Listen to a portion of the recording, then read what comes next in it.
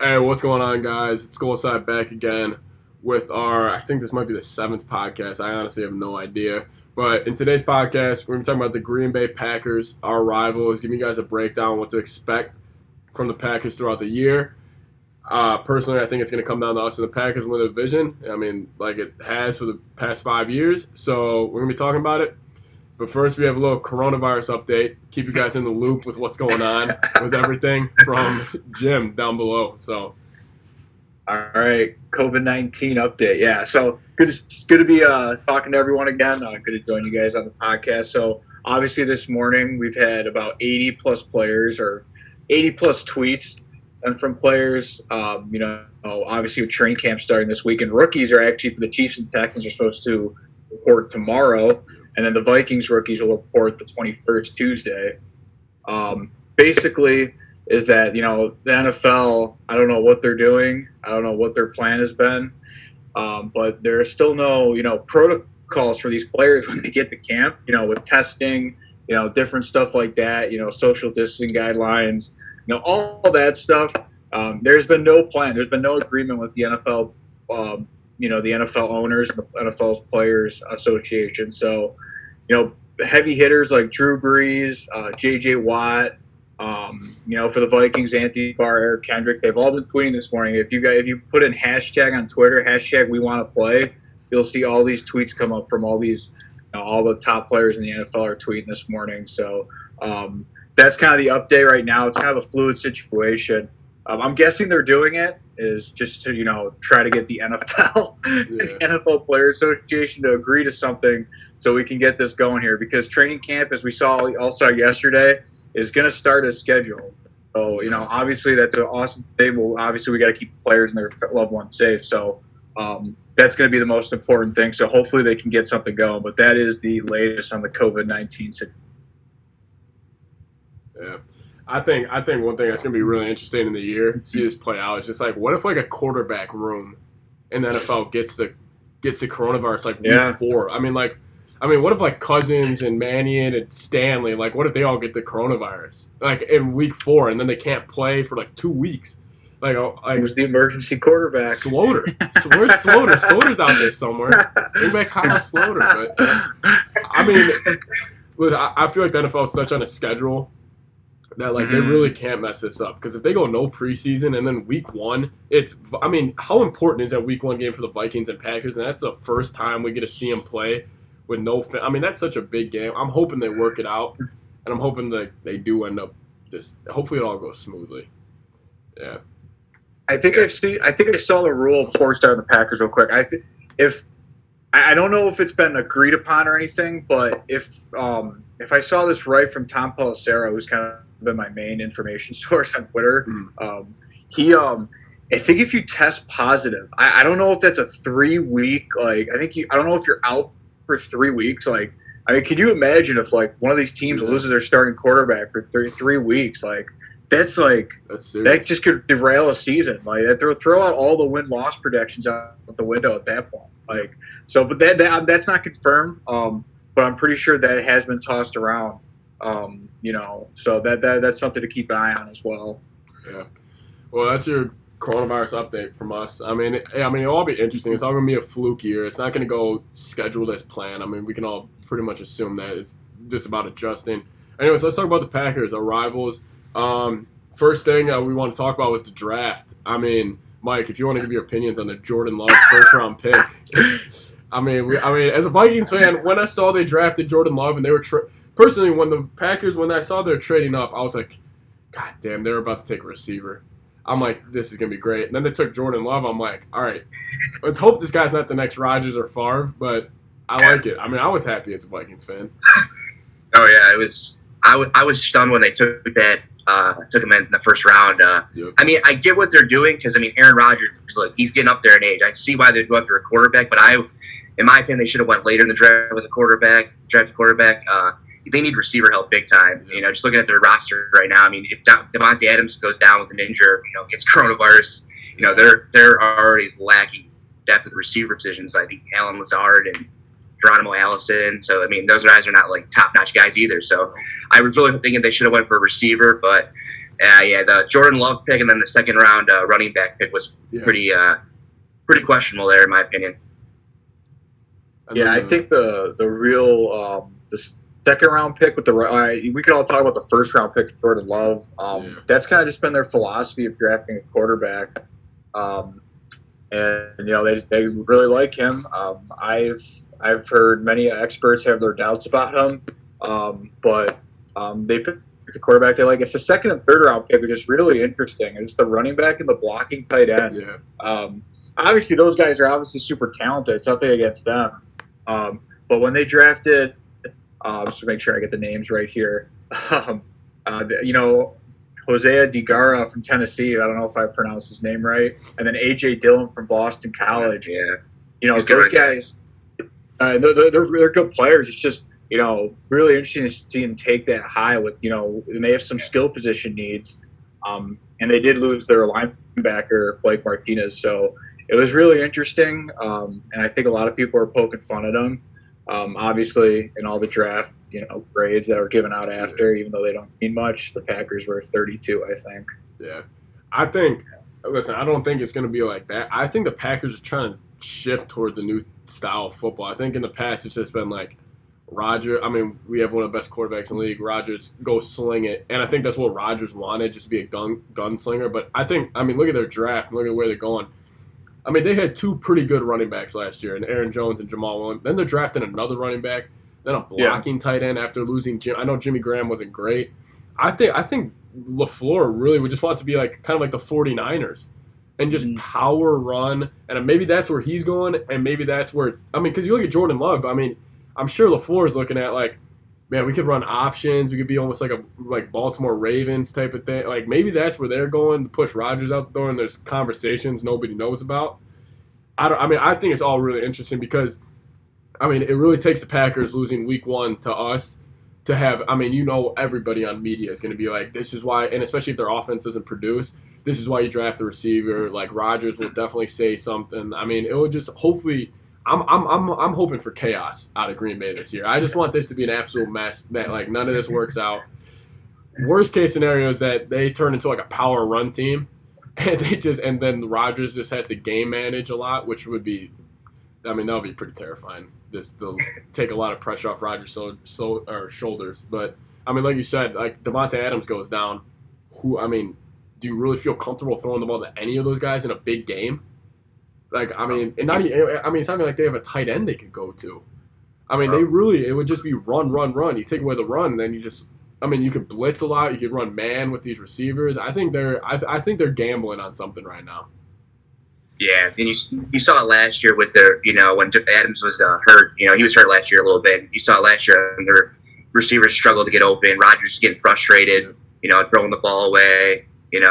The receiver, he's complaining about the receivers not running the correct routes. You could just see the confusion already there. So, yeah, I honestly there were some good receivers that they could have took for sure, and they went with the quarterback. So we'll see. I don't know. I think they're maybe thinking it's kind of like that, the Favre Rodgers situation. Rodgers sat behind Favre, learn from him a little bit, and then I don't know. And then Jordan Love this year, next year, however how long, sits behind Rodgers, learns from him a little bit. Maybe they're banking on that, but yeah, I didn't get the pick there for sure. Yeah, Rodgers. The one thing about Rodgers is he's never been a high interception guy, and he rarely throws them. I think one of his few last year, Anthony Harris picked him off in that Monday night game last year. If I remember, I think he only threw like 4 interceptions. It was 4 or 5. And now they're going to this heavy power running game, and they kind of started it last year. It was really like the games they won. Them winning 13 games last year. It wasn't the most impressive 13-win team in the NFL at all. The 2 games they won against the Vikings, it were just inexplicable on the Vikings side. But that first game they played, Green Bay, that first quarter, it looked like the Green Packers were going to win maybe like 42-7 or something. They're going to blow them out the door. And they didn't score the rest of the way. And the Vikings should have won that game if it wasn't for one of the worst interceptions I've ever seen in my life thrown in the end zone by Cousins. And that Monday night game, It wasn't even. It was just a terrible game all around. Green Bay didn't play that well. They turned the ball over 3 times in the first half. So It looked you like know, a I remember sloppy like college game. I mean, that was just, yeah, and like they barely beat Washington last year. At home they beat them by like 5. They kind of hung on to all these like teams that weren't that good or average, and the they Lions you know game with they the beat them. refs and everything. Like, Yeah, those games. The Lions game. They played them the last game of the season. The Lions were playing with I don't know whatever quarterback back there, the guy from Purdue, and the Lions were beating them 20-0 in a game where the Packers had a chance to secure a home field bye. Yep. And they came back and won. It's just that they won a lot of games like that last year, so that's why a lot of people are saying they're going to go from 13 wins to like 9 or 10, which is a fair argument. Yeah. I mean, I want to get up here and just absolutely bash the Packers for every move they made this offseason. I mean, they did beat us twice last year, and it just seems like the Vikings just. I mean, last year the Vikings, when they played any other team besides the Packers and Bears, I was like, you know what, this team has serious potential, like to maybe go make a huge run in the playoffs. And then you see them against the Bears and Packers, you're like, who is that? Who am I watching right now? Like, this is awful. But I think. I just listen. I get what the Packers are trying to do with Jordan Love. I mean, you always want a quarterback, and honestly, like nowadays, maybe the backup quarterback's one of the most important positions. But I just think they were 1 win away from going to the Super Bowl, and in a game in the NFC Championship game where you couldn't produce points mainly because you didn't have weapons, then you go draft a backup quarterback when Rodgers. I mean, it's not like they were like 8-8 last year, and they're thinking Rodgers was like out the door. They were 1 win away from the Super Bowl, and then you go draft a backup quarterback for Rodgers. I just didn't get the move.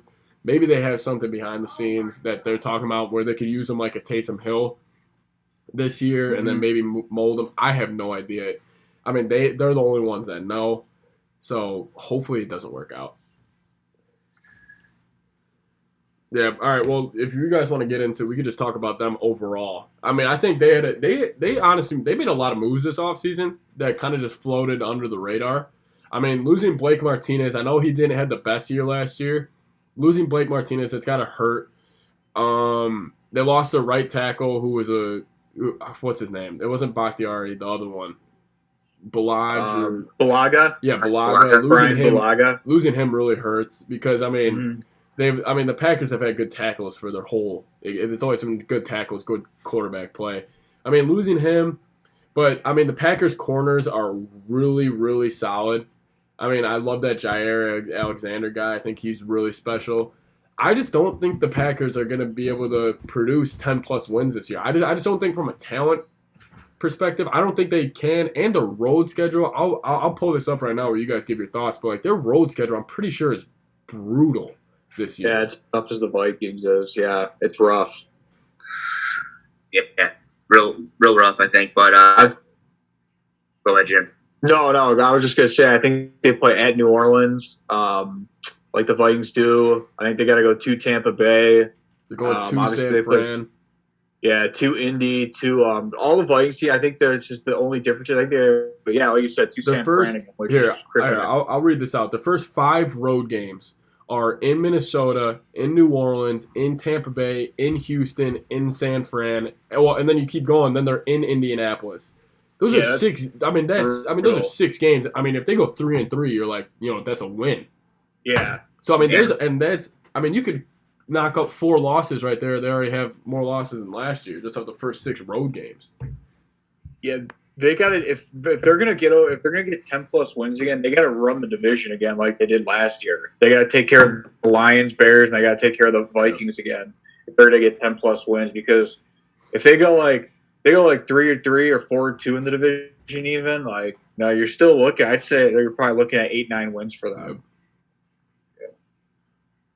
Yeah, just looking at the schedule right now, looks like they have a tough They go to Houston, then they got the Vikings, and then the Niners in Week 9, and the Jaguars, and they got to go to Indianapolis. So that'll be a tough stretch there at the end of the year.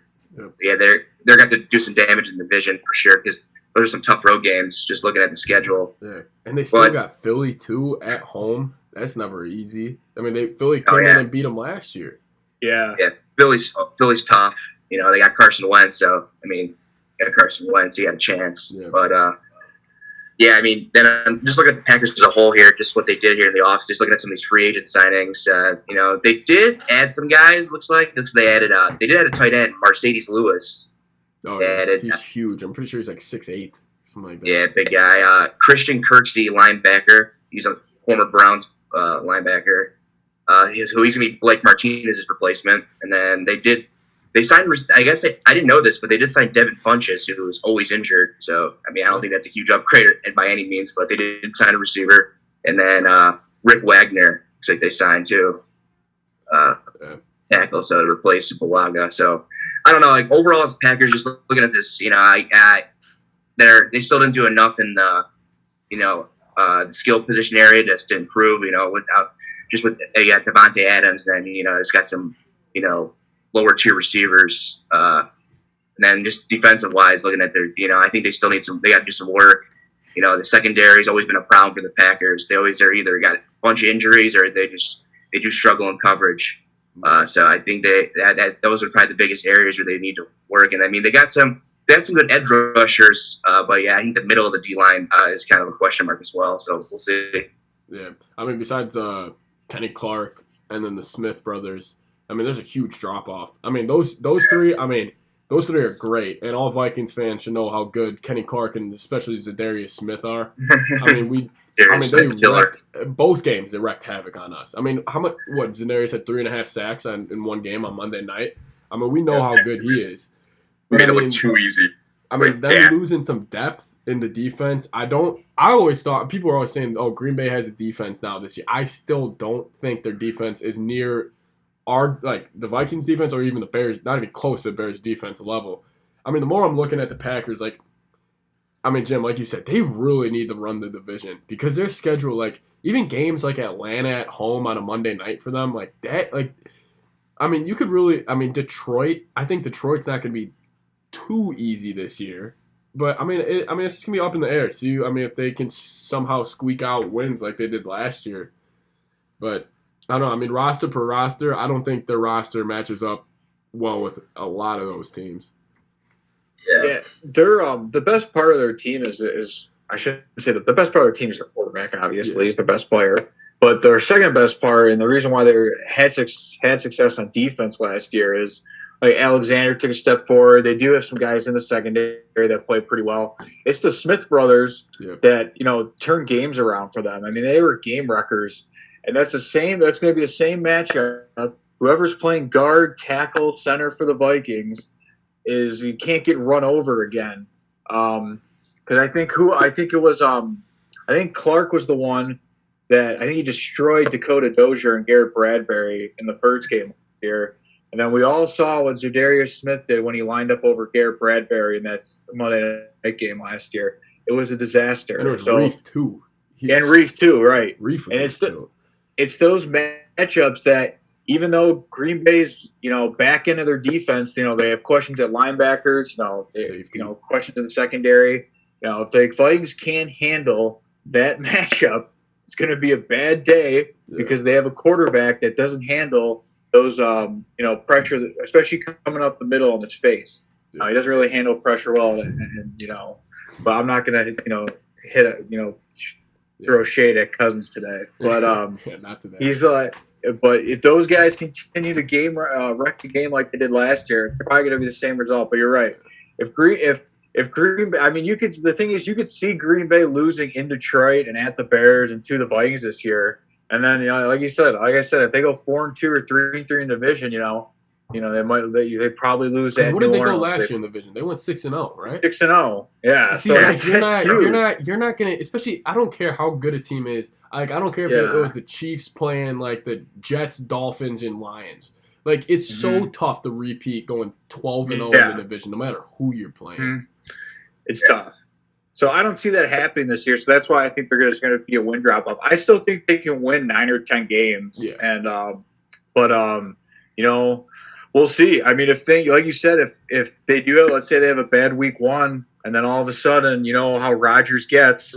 He does get pouty at times, and I think Rodgers is a good teammate. I know he's just kind of have an ornery side to him, But if things do start going sideways, he will, like we saw with McCarthy, he will dismiss the coach. Yeah. And especially a young guy like LaFleur. I mean, if he was doing it to McCarthy, who he won a Super Bowl with, compared to some guy that just came in and drafted his backup after they just had a good year. I mean, we all know. Yeah. I mean, Rodgers didn't even talk to his own family. I mean, Rodgers is there to win and to do what he does. So, however, there's one X factor I'm thinking of that I've been thinking about like a lot. We've been in this quarantine, just thinking about hypotheticals, how the season could go. I was just thinking like, if Rodgers just goes rogue this year and he's just like, you're really gonna draft my backup? All right, watch this. Steps on the field, just that's the only. I just can't really see that happening. Just with like, I don't know. I just think the Packers are really. It would just take one little moment and this whole thing just explodes, and then it's the Vikings and Bears looking at who can win the division. But I mean, we'll see. I mean, the Packers better not slip up. Like, I mean, if the Packers somehow slip up in Detroit or like in Chicago or imminent, I mean, they're looking at. They're looking tough. That's it. Tough season. Yeah. It's like huge. Great. I don't know. I think. It'll still come down to us and the Packers. Hopefully. Don't dismiss the Bears, Pat. I'm telling you, you keep dismissing. Just say their name with them, just in case. I'm not. I just don't think the Bears. I just think the Bears and the. I don't know. Bears D. If they take off again, they could be legit. What if the Bears get off to like a 7-1 start, and then people, those Bears fans. Those Bears fans that commented on your video, why we lose to the Bears, they're going to be playing you clips of you saying it's going to come down to the Vikings-Packers. And they're going to, Bears fans are very sensitive, especially when it comes to Soldier Field, too. We all see it. They're going to haunt you, Pat. So just say the Bears with the Vikings and the Packers. Listen, I'm about like 5 more comments away saying the Bears are going 2-14 this year. So, I mean, they can – listen, I know we're talking about the Packers, but when they lose Week 1 in Detroit, I will probably make a full film breakdown video for that. I'll probably make a whole film breakdown why Trubisky's the worst quarterback in the NFL and why he's not going to be starting Week 2. Listen, their defense, top notch. I would switch the Vikings defense for the Bears defense in a heartbeat, and I think the Vikings have a top 10 defense. Their offense was. I mean, you look at the rankings: 31st, 32nd, 30th. Oh, they're terrible last year. Trubisky was ranked like the 44th best quarterback in the league last year. Great offense disaster last year, but if the D is, I don't know. Their defense is still scary. I'm not going to act like they're like the Lions, but their defense is still. I mean, Robert Quinn and Khalil Mack coming off the sides. That's especially as a Vikings fan. That's scary. That's scary. Before we end here, if you look at the numbers too, since we're talking about the Packers offense wasn't good. They weren't very good either last year. I'm trying to think of a game where that was the only game they lit it up. Like the Raiders game. Other than that, I'm trying to think of a game where they scored more than 30. No. Not a ton of teams score more than 30 a lot, but they didn't have. They didn't have a ton of breakout games last year. Like they won a lot of games. Like they kind of played like Zimmer ball. Like they kind of won a lot of games, like 21 to 14, 24 to say like the offense didn't light the world on fire last year. So we'll see. Oh yeah, it was pretty ugly. Yeah. They won a lot of games ugly last year. If you look at it and caught a lot of breaks too. And all the breaks went their way. And I know luck's always plays a part in making it to Super Bowl, maybe they got lucky a lot last year. So I don't think that's going to happen again this year. That's the Packer way. Yeah, that's the way. That's the way of the NFL. It's just you're going to catch breaks, and the Packers caught a lot of breaks last year. A lot. I have them going 8-8 and missing the playoffs, but I'm not gonna preach it right now. For I don't have. Hey, let's take a snippet of that. Hey, we go. The Packers fans are going to be. Hey, Bears fans, right now I have you guys in the wild card above the Packers, so let's just let's not get too hostile now. Remember, Soldier Field, the grass is unbelievable there. No one ever slips. No. It's brand new. The beautiful field. Yeah. Great field. Right off of so easy to get out after the game. Right off the highway. Yeah. All right, guys. Well, that was the Packers review. Obviously, the Packers are obviously a good team, but I don't know. I think they're going to be I think they're going to take a drop, 8-8, 10-6, around there. Anyways, next week we'll probably be doing training camp updates. If it does start next week, we'll probably time it out. We do have news. Hopefully the rookies. We could talk about the rookies a lot. Football. Yeah. Anyways, thank you guys so much for watching. Comment down below. Hopefully Bears fans somehow get in here and comment down below. But we'll see. All right, guys. Thank you so much. Sub to the channel, and we'll see you guys next week. Bye. See ya.